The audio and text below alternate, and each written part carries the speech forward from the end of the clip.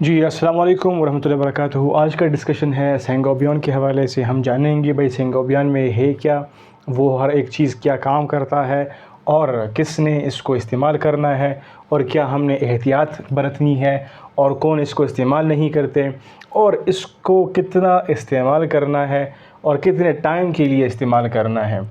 ठीक है, मतलब दिन में कितना इस्तेमाल करना है और कितने टाइम के लिए हमें इसको इस्तेमाल करना है। तो इन सवालात के जवाबात आपको मिलेंगे आज के डिस्कशन में। सेंगोबियन में पहला जो मेन चीज़ है फेरस सल्फ़ेट होता है, मैग्नीशियम सल्फ़ेट होता है, कॉपर सल्फ़ेट होता है, vitamin C, folic acid, B9 उसको बोलते हैं, B12 या कोबालामीन बोलते हैं। अभी इनके काम क्या होते हैं? यहाँ पर मैंने लिखा ना फेरस सल्फ़ेट ये हेमोग्लोबिन को बनाते हैं। इसके अंदर फेरस सल्फ़ेट प्रोवाइड करता है Fe को, आयरन को, जो कि मिलता है हमारे बॉडी के अंदर एक प्रोटीन के साथ जिसको बोलते हैं ग्लोबिन। दोनों मिलकर के बनाते हैं हीमोग्लोबिन, जो कि बॉडी के अंदर ब्लड में अगर हो तो आप बॉडी के अंदर जो ऑक्सीजन की फरावानी है वो सही से होगी। जब ऑक्सीजन बॉडी के अंदर सही जाएगा, तमाम बॉडी के हिस्सों तक जाएगा, तो फिर बॉडी जो है वो सही से काम करेगी। ठीक है, तो बॉडी को ज़ाहिर सी बात है ऑक्सीजन मिलेगी, तो ऑक्सीजन की वजह से फिर खुराक जो है वो बॉडी के अंदर सही तरीके से इस्तेमाल होगा और फ़ायदा हमें मिलेगा। तो इसलिए ये फेरस सल्फ़ेट का काम होगा और ये इंपॉर्टेंट है। मैग्नीशियम सल्फ़ेट यहाँ पर क्या कर रहा है? मैग्नीशियम का काम होता है एनर्जी प्रोवाइड करना, किसको? हमारे मसल्स को और हमारे नर्वस सिस्टम को, ताकि हमारे पट्टे और हमारे आसाब एनर्जी उसके पास हो और वो काम सही से कर सके। तो जिनको कमज़ोरी से होती हैं, सुस्ती सी होती है, तो उनके लिए सेंगोबियन में जो मैग्नीशियम है ये वो काम करता है। तो ये आपके खून में ऑक्सीजन की जो अमाउंट है उसको कैरी करने की सलाहियत को बढ़ाता है। मैग्नीशियम सल्फ़ेट एनर्जी को प्रोवाइड करता है, किसको? फट्टू को और नर्वस सिस्टम को, आसाब को। और यहाँ पर जो कॉपर सल्फ़ेट होता है, इसका काम क्या होता है? इसने क्या करना है? इसने जो आयरन हमारे पास हमने खुराक में लिया है उसको सही तरीके से अपनी जगह तक पहुँचाना होता है, ताकि वो फिर सही से यूज़ हो सके।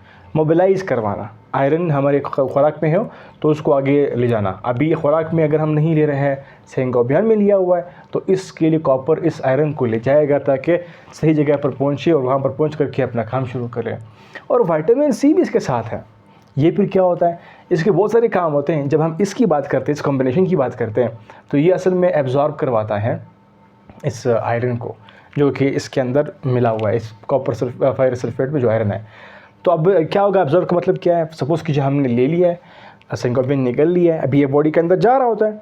अभी जहाँ पर मतलब ये कि हमारे जिस्म से लाइक हमारे अगर हम बात करिए, हमारा क्या होता है, एसोफेगस से खुराक की नाली है, फिर मैदा है, फिर हमारी आंतें होती है। ठीक है, आंत, तो वहाँ से तकरीबन इसने एब्जॉर्ब होना है, मतलब क्या करना है, यहाँ से जाना है, हमारे खून का हिस्सा बनना है, ब्लड का हिस्सा बनना है।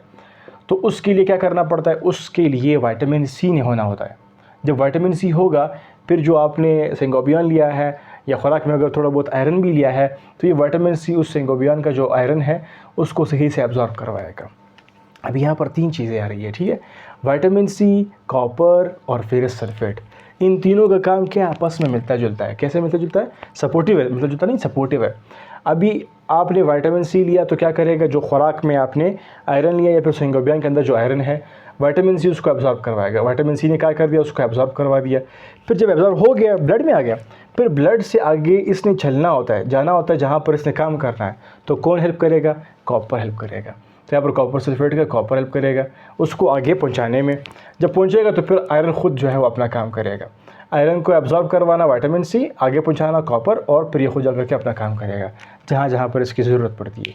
तो ये तीन कॉम्बिनेशन इसलिए है। ठीक है, सेंगोबियन के अंदर फॉलिक एसिड भी इसके साथ होता है। इसका काम क्या होता है? एक सेल जब बनता होता है, ख़ास तौर पर अगर हम बात करें, क्योंकि ये कॉम्बिनेशन इंपॉर्टेंट है किस लिए? खून के लिए। तो आरबीसी जब बन रहा होता है, उसकी जो सेल की डिवीज़न होती है उसको मैनेज करना होता है, तो वो यहाँ पर फॉलिक एसिड कर रहा होता है, हेल्प कर रहा होता है।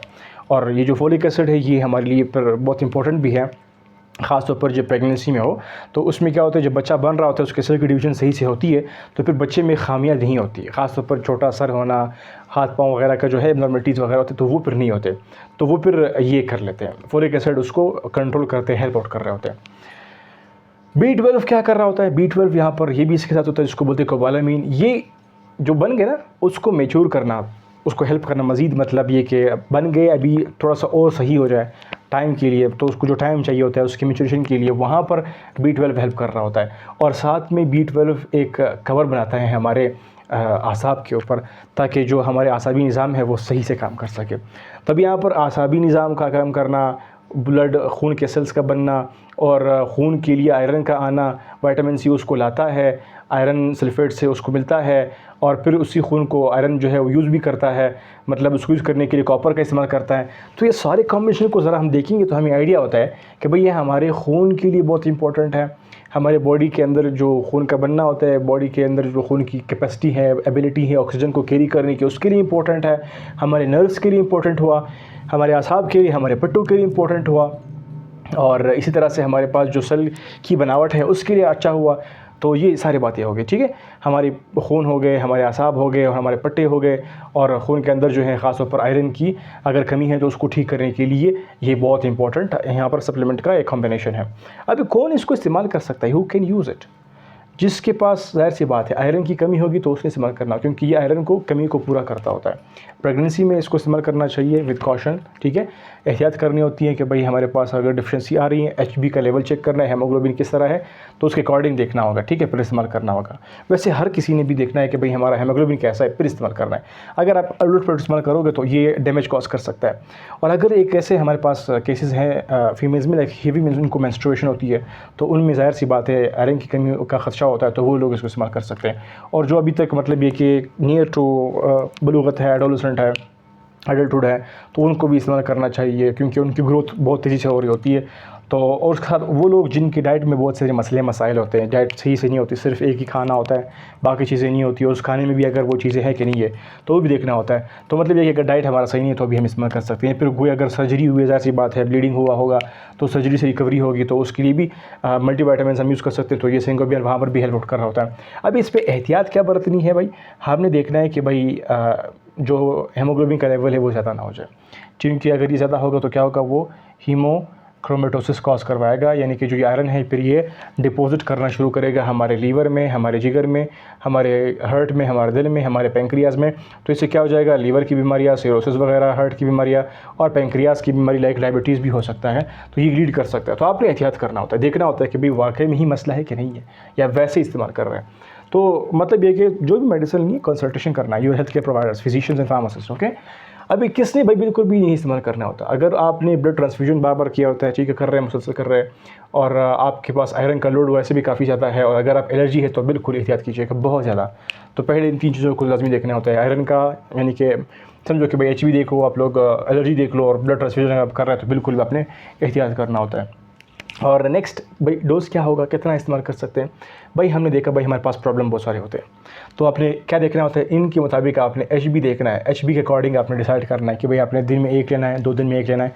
वैसे नॉर्मली रिकमेंडेड क्या होता है, दिन में 1 होता है, लेकिन देखना होता है कि भाई एचबी कैसा है, ज़्यादा है, कम है, कितना है, उसके अकॉर्डिंग हमने डोज़ को डिसाइड करना होता है कि भाई कितना लेना होता है। ड्यूरेशन कब तक हम ले सकते हैं इसको, आपने देखना है फिर से एचबी को। अगर लेवल नॉर्मल हो गया जल्दी से तो आप इसको ठीक है डिसकंटिन्यू कर सकते हैं, लेकिन अगर नहीं हो रहा तो फिर आप इसको ले सकते हैं for certain period of time, maximum तकरीबन हमारे पास 3 मंथ्स तक बन सकते हैं। वैसे बाकी जो मसाले हैं उनके लिए हमारे पास कोई 3 वीक्स, यानी कि 1 मंथ के अंदर जो है, 4 वीक्स, 1 मंथ के अंदर अंदर आप इस्तेमाल करोगे तो आपके जो मसाइल हैं तकरीबन ठीक हो जाएंगे। तो आपने वैसे कोशिश करना होता है कि भाई ऐसा ना हो कि आप ओवरलोड हो रहे हो और आपने यही काम करिए होते तो फिर बिल्कुल भी इस्तेमाल नहीं करना होता। So this was a little bit understanding from my side आपको गुरिया रिगार्डिंग सिंगोबियन। होप यू गॉट क्वेश्चन है, कन्फ्यूजन है, drop in the comment box. और डोंट फॉरगेट कि भाई हमारे वीडियोस अवेलेबल है यूट्यूब पर, फेसबुक पर, टिकटॉक पर, इंस्टाग्राम पर, जहाँ जहाँ पर है। लेकिन मोर स्पेसिफिकली अगर बात करें, आपको अगर चाहिए तो हैं एक ही प्लेटफॉर्म के ऊपर सारे सीक्वेंस वाइज, तो यूट्यूब हमारा नाम है डॉक्टर UUT लेक्चर्स, आप सर्च कीजिएगा तो आपको सारे लेक्चर्स हमारे फुल फॉर्म में मिलेंगे। बाकी प्लेटफॉर्म्स जो है वो छोटे वीडियोस को आगे पुश कर रहे होते हैं, लेकिन यूट्यूब नहीं कर रहा होता, तो इसलिए हम क्या करते हैं, हम बाकी प्लेटफॉर्म में थोड़ा सा हाफ करके डालते हैं और बाकी जो है मेजॉरिटी हमारे यूट्यूब पर होता है। So that's was a little bit discussion with you guys and guidance. So I hope you got. So follow us and subscribe us on YouTube, TikTok, Facebook, Instagram वगैरह वगैरह. Thank you for watching.